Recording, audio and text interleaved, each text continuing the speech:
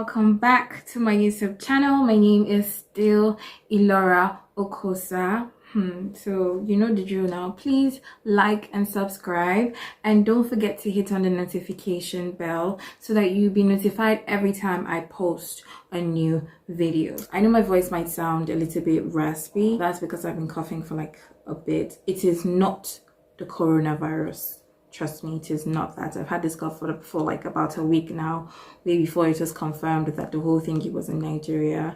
I've been chesting it saying, oh, you know, my immune system, it fights it. But now I kind of felt like it was getting worse until like a few days ago I started to take some drugs for it, and it's gradually clearing off. Now you can even hear my voice. My friends were telling me that I sounded like a wild animal like a few days back. That was how bad it was. And for those of us in Lagos, please be careful. This whole virus thing is crazy. It's been in every continent except straight into the story time, into the gist. So this story time happened sometime in 2018. I was still serving then and I was fresh in Lagos. I barely knew places in Lagos. I was still staying in Maryland. I was like still getting the hang of, you know, living in Lagos. So some random guy DMs me on Instagram, right? Sometime, let's say around September. You know the drill now.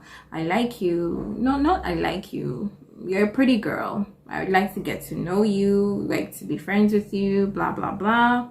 So I reply and we start talking, getting to know each other. Then I go through his Instagram pictures. It's just there. It's okay. It's nothing special. Let's call him Timmy. He was a Yoruba guy. That's not his name. I'm just calling him Timmy.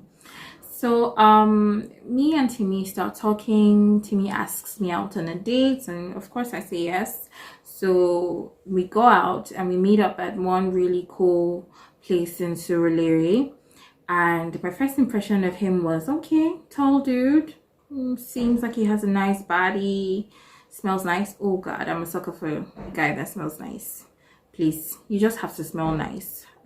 You just have to smell nice.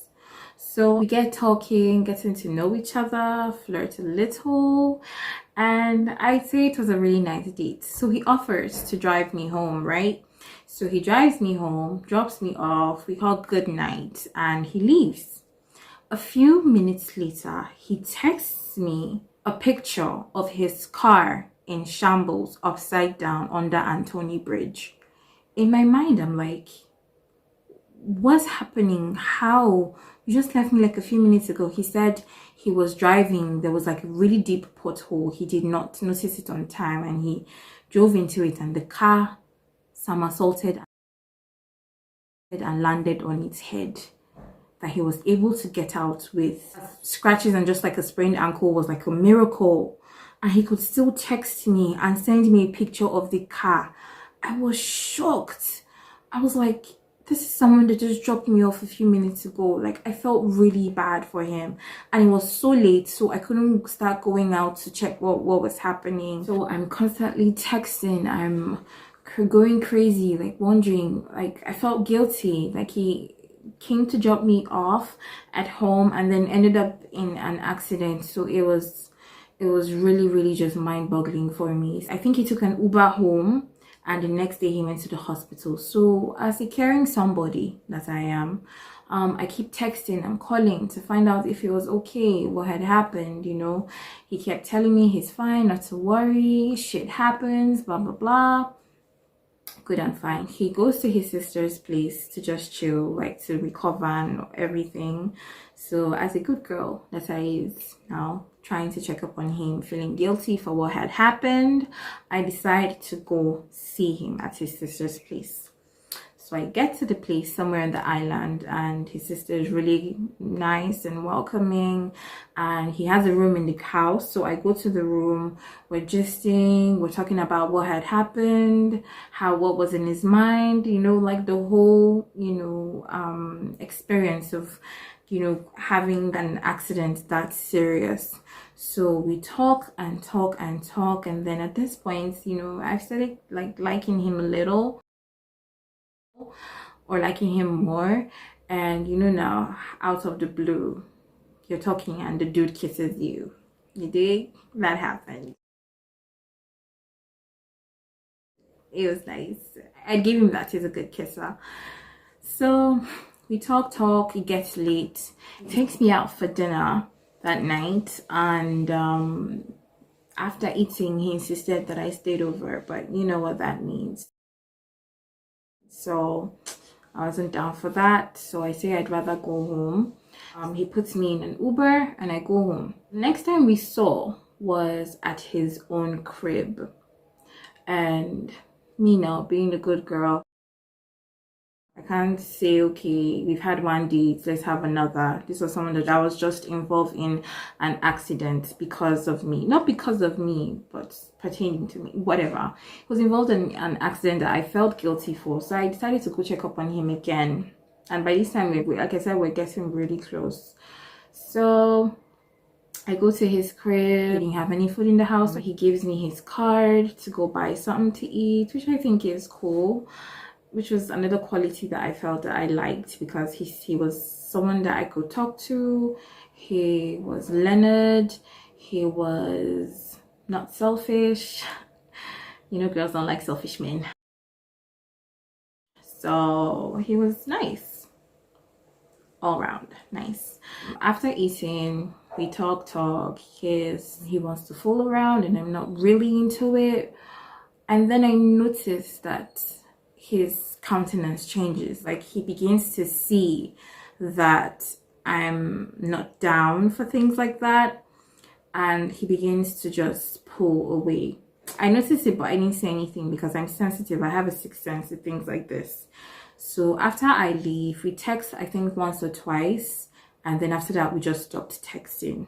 I figured, okay, one of those guys that want something from you, and when they don't get it, they move on. Good and fine, shit happens, we all move on. I moved on. So fast forward to how I knew that he was trying to get to my friends through me. So one fateful day, during one of my NYSC meetings, I hook up with my friends. About 3 of them were like a clique. We're always together. We met in camp and they're my girls. So we talk about guys. We talk about actually guys I like to spend. We'll talk about you. Charlie, if we're attracted to you, we'll talk about you. I had spoken to them about this guy when he was hot in my head as at then. And I never really mentioned him after we stopped texting again. So me and my girls were chilling, we're just catching up, talking. One of them was going through her phone, and then she says, Elora, didn't you tell us about one Timmy guy one time that you liked? You know? I was like, yeah. She shows me his Instagram handle, his picture, and his text messages to her. Is this not him? I'm like, oh my god, yes, that's him. I checked the timestamp of when he started texting her, and it was around the same time that I was chilling with him. So I'm looking at the text messages and I'm like, wow, really? Then my other friend sees the picture and says, Timmy, I know this guy. She whips out her phone and goes through it and then says, yes, I know him, and shows us pictures of him, his handle, and text messages of him, of the things that he was texting her.